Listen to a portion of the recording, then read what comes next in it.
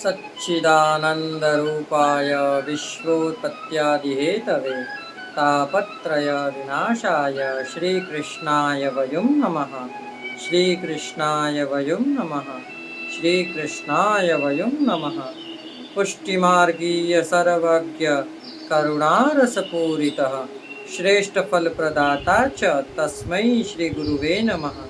तस्मै श्रीगुरुवे नमः। तस्मै श्रीगुरुवे नमः। राधे राधे। जय श्री कृष्ण मित्रों, दास का प्रणाम स्वीकार करें। यदि आपने हमारे चैनल को सब्सक्राइब नहीं किया है तो सनातनी सेवक के नाम से हमारे चैनल को आप सब्सक्राइब कर लीजिए, जिससे नित्य प्रतिदिन आपको हर एक पुष्टि मार्ग की एक वार्ता सुनने को मिलेगी, कहानी सुनने को मिलेगी, जिसे सुनकर आपको भाव भक्ति किस प्रकार आप अपने हृदय में भाव को प्रकट कर सकते हैं, किस तरह से आप ब्रह्मचर्या का पालन कर सकते हैं, इन सबको जानने की आपको उत्कंठा बढ़ेगी। तो चलिए शुरू करते हैं आज की कहानी, आज की वार्ता। नारायण दास ब्रह्मचारी, सारस्वत ब्राह्मण की कहानी। यह श्री गोकुल चंद्रमा जी के सेवक थे और इनके हृदय में इस प्रकार का भाव था मित्रों कि क्या इनके भाव की कल्पना करें। आहा, जब इनके पास एक गाय थी, ये जब गाय को दोने के लिए जाते ना, गाय मथने के लिए, उस समय ये मिट्टी को खोदा करते कि जब गाय को दोएं तब जिसमें जिस प्रकार हम बर्तन रखकर गाय को धोते हैं तो उसमें मिट्टी ना आ जाए दूध में, इसलिए गड्ढा खोदते थे। तो जब ये गड्ढा खोदते ना तब वहाँ से कुछ ना कुछ द्रव्य निकलता।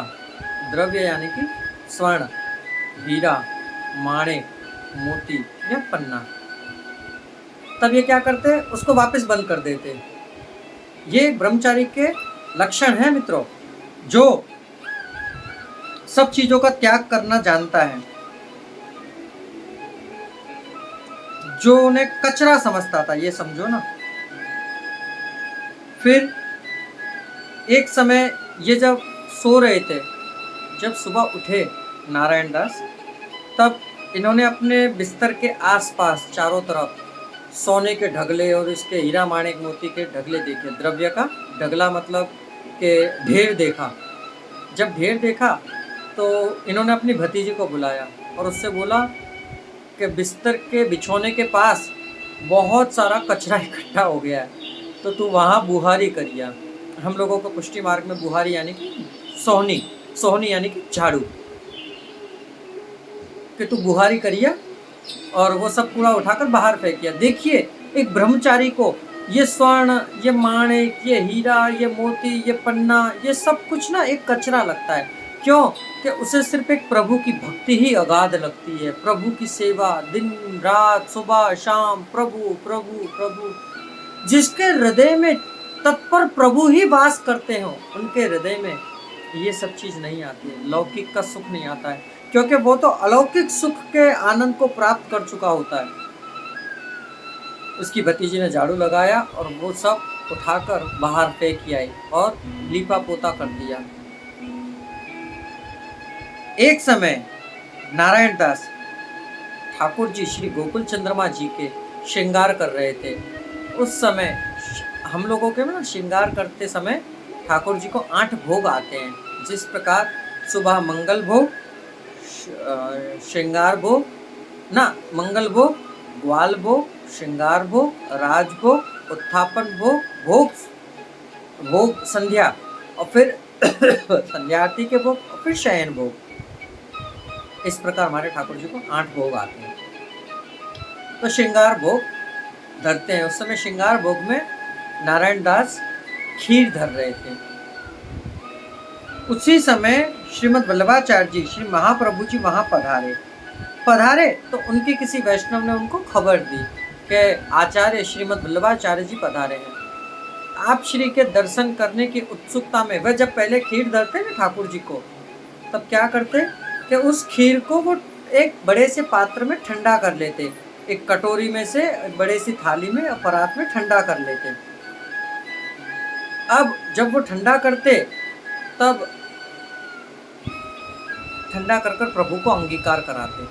परंतु जब उन्होंने देखा कि श्रीमद् वल्लभाचार्य जी श्री महाप्रभु जी पधारे हैं, तो आप श्री के दर्शन करने के लिए वह उत्कंठ खड़े होकर और दौड़े, और प्रभु को उस समय उन्होंने खीर गरम की गरम ही भोग में धर दी। उससे प्रभु उनसे रुष्ट नहीं हुए, परंतु आप श्री ठाकुर जी श्री गोकुल चंद्रमा जी के होठ और हस्त दोनों लाल हो गए। प्रभु ने श्रीमद् वल्लभाचार्य जी को आज्ञा करी कि आप पधारिए। तब आप श्री वहाँ पधारे और उनके वहाँ जाकर महावन से जैसे महाप्रभु जी पधारे ना, तो नारायण दास के वहाँ जाकर प्रभु ने अपरस करी वल्लभाचार्य जी ने, और अपरस करके और तुरंत प्रभु को देखा तो प्रभु दूर हाथ ऐसे खीर की तरफ कर रहे थे, क्योंकि हाथ गरम जल चुके थे। प्रभु खीर का कटोरा उठाए कैसे, क्योंकि पहले प्रभु ने सहानुभूति कराया करते थे। सहानुभूति कैसे कराते कि स्वयं साक्षात परिपूर्ण ब्रह्म हाथ में कटोरा लेकर आरोगा करते थे। उस समय प्रभु के जले हुए हाथ, तब वहाँ प्रभु जी अपरस करके अंदर पधारे, भीतर पधार के भोग सराकर और फिर बोला कि नाथ क्या हुआ। तब ठाकुर जी ने कही कि आज नारायण दास ने मुझे जला दिया, आज मुझे गरम गरम खीर आरोगा दी, जिससे मेरे होठ और मेरे हाथ जल गए। तो महाप्रभु जी बाहर पधारे, नारायण दास पर थोड़ा सा रुष्ट हुए और नारायण दास से कहा कि तुमने प्रभु के साथ आज जो किया वह दोबारा नहीं होना चाहिए। ये ध्यान रखो कि जब प्रभु की सेवा में तुम तत्पर हो, चाहे कोई ही क्यों ना आ जाए, परंतु पहले प्रभु का सुख, उसके बाद दूसरे का सुख। आज कई लोगों के सामने हम देखते हैं कि पहले लोग बोलते हैं कि पहले पेट पूजा फिर काम दूजा। गलत। पहले प्रभु की सेवा, पहले प्रभु का सुख, उसके बाद कुछ और। क्यों कि यही सुख अंततः आपको भोगना पड़ता है। तो प्रभु नारायण दास को इस प्रकार सहानुभूति कराया करते। एक समय नारायण दास थक चुके और आसक्त हो गए, तब उन्होंने गोकुल चंद्रमा जी से विनंती करी कि प्रभु अब मैं आसक्त हो चुका हूँ, अब मुझसे नहीं हो रहा कुछ। तब गोकुल चंद्रमा जी ने कहा मांगो, क्या वर मांगते हो। तब उन्होंने, देखिए ये एक वैष्णव की दीनता का भाव, कि मांगने को चाहते तो कुछ भी मांग सकते थे, परंतु उन्होंने क्या मांगा कि प्रभु अब मैं आसक्त हो चुका हूँ, मुझसे कुछ हो नहीं सकता है। अब आप श्रीमद् वल्लभाचार्य जी के सुत श्री विट्ठलनाथ जी के यहाँ पधारिए, जिससे वह आपकी सेवा करेंगे, क्योंकि और कोई भूमंडल पर है नहीं जो आपकी सेवा कर सके। तब प्रभु ने तथास्तु कहा और कुछ समय बाद नारायण दास प्रभु को प्राप्त हुए। तब कुछ समय तक उनकी सेवा गोकुल चंद्रमा जी की सेवा श्री कृष्णदास स्वामिनी के पास से करवाई। उसके बाद आप श्री गोसाई जी के पास मथुरा पधारे, जो आज गोसाई जी के पंचम पुत्र श्री रघुनाथ लाल जी के मस्तक पे विराज रहे हैं, जो आज गोकुल चंद्रमा जी का स्वरूप कामवन में विराज रहा है।